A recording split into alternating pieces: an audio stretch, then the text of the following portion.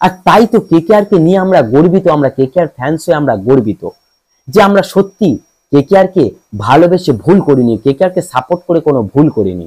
নমস্কার বন্ধুরা, আজকের ভিডিওতে কথা বলবো কেকেআর এর মানবিকতার একটা গল্প।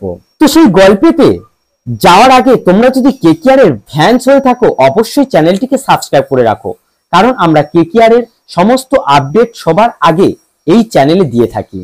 চেতন সাকারিয়া প্লেয়ারটিকে আমরা সকলেই চিনি, বাঁহাতি একজন ফাস্ট বোলার, সৌরাষ্ট্রের হয়ে খেলে।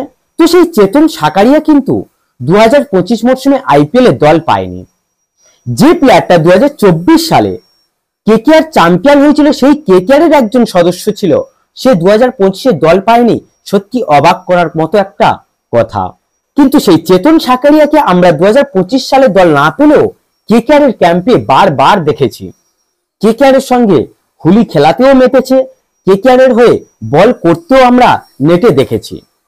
তো সেই চেতন সাকারিয়া দল না পেয়েও কিভাবে কেকেআর এলো, এইখানে কিন্তু একটা গল্প লুকিয়ে আছে, একটা বাস্তব কাহিনী লুকিয়ে আছে। চেতন সাকারিয়া একটা অ্যাক্সিডেন্ট হয় যেটা তার বাঁ হাতকে দুর্বল করে দেয়। সে যেহেতু একটা বাঁহাতি বোলার, তাই বল করতে তার সমস্যা হচ্ছিল।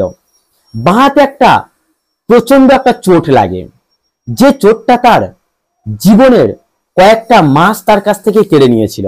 তো সেই চেতন সাকারিয়া যদি না বল করতে পারে তাহলে তাকে কেনই বা নেবে আইপিএল এর দলগুলি, তাই তাকে আইপিএল এর দল নেয়নি। কিন্তু কেকেআর এমন একটা দল, সে প্লেয়ারদেরকে ধরে রাখতে জানে, প্লেয়ারের খারাপ সময়ের সময় তার পাশে থাকতে জানে। এবং এটা আমরা আগেও দেখেছি। সুনীল নারিনের কথা ভাবো, যখন সুনীল নারিন তার বোলিং অ্যাকশনের জন্য বেশ কিছুদিন নির্বাসনে ছিলেন, ঠিক সেই সময় কেকেআর কিন্তু তার পাশে দাঁড়িয়েছিল, তাকে সাপোর্ট করেছিল।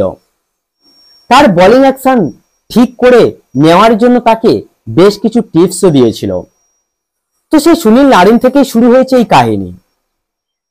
চেতন সাকারিয়াকেও ঠিক কলকাতা কিন্তু সেই পথে চালিত করতে চলেছে, অর্থাৎ চেতন সাকারিয়াকেও বেশ কিছু সুযোগ দিতে চলেছে কেকেআর তার বোলিংটাকে আবারও আগের মতো ফিরিয়ে আনার জন্য, সেই গতিটাকেও ফিরিয়ে আনার জন্য।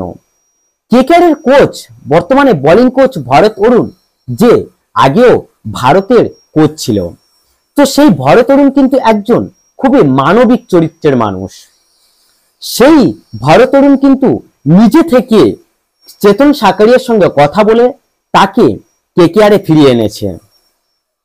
সে চেতন সাকারিয়াকে বলেছে যে তুমি বসে না থেকে কেকেআর ক্যাম্পে নেট বোলার হিসেবে যোগ দাও, এইখানে তোমার ভবিষ্যৎ গড়বে।